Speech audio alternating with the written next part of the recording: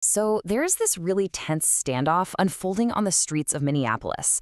And this isn't just another protest. We're talking about a fundamental clash that's pitting the city and even the state directly against federal immigration authorities. It's a battle being fought in the courts and right there on the streets. And it all boils down to one really explosive question. Who actually has the power here? And this quote from the mayor of Minneapolis, Jacob Frey, it gets right to the heart of the city's entire argument. He's not just describing law enforcement, he's calling it overkill. From his perspective, this isn't about public safety at all. It's an intimidating show of force, and it paints this picture of a city that feels like it's under siege by its own federal government. Okay, so how does a city even begin to fight back against the federal government? Well, not just with angry words, but with serious legal action. And that brings us to the first major battleground in this whole conflict, the lawsuit. That's right. The state is officially taking the federal government to court, accusing them of abusing their power. And their whole legal argument really hinges on this one super powerful word, invasion. They're claiming federal agents are basically exploiting the city's smaller police force to run these huge operations that local officials are completely against. It's a direct challenge to federal authority on city soil. But, of course, there are always two sides to a story, right? The federal government has a completely different take on this whole situation and a very, very different definition of that word, invasion. Well, the Department of Homeland Security takes that word invasion and flips it right back on them.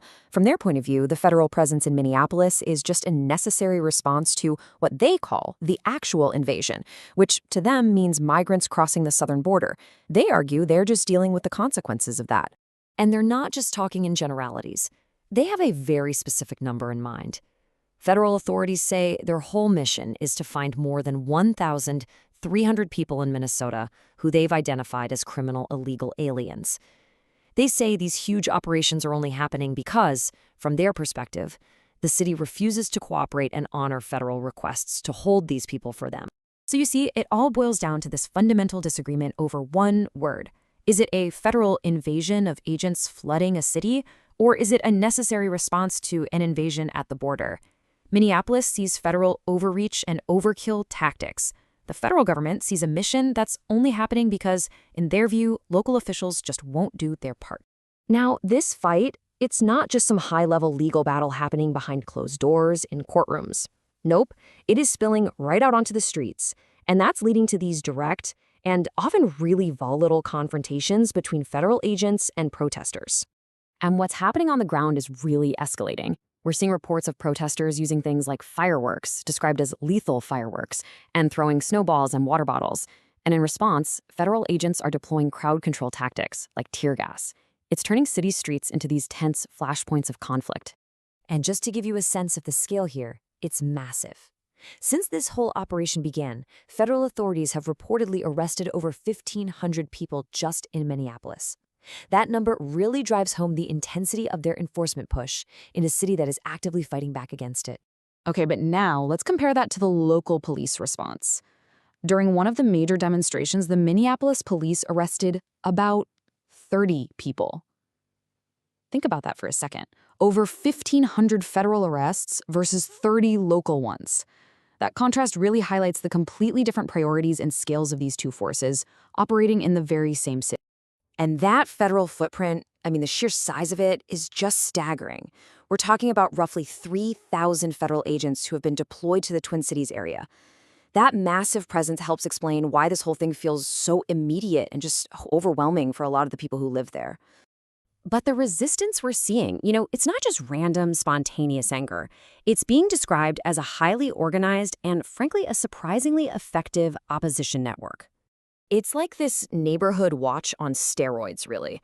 The second that agents are spotted in a neighborhood, a whole chain reaction kicks off. You've got these loud, ear-piercing whistles, people shouting, car horns blaring, creating this huge eruption of noise that just echoes through the streets. And the goal is simple.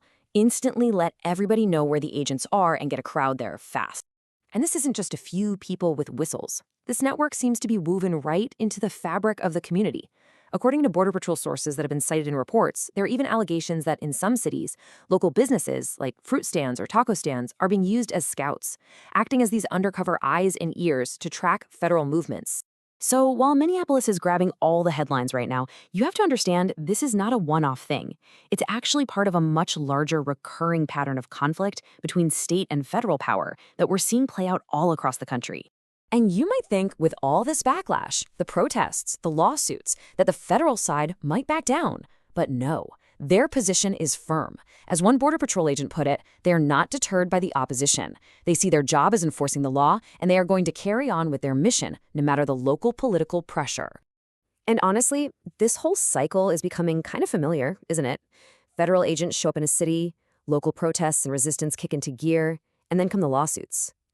It's this constant battle over who's in charge that we've seen happen in places like Los Angeles, Chicago, New Orleans, Portland, and now Minneapolis.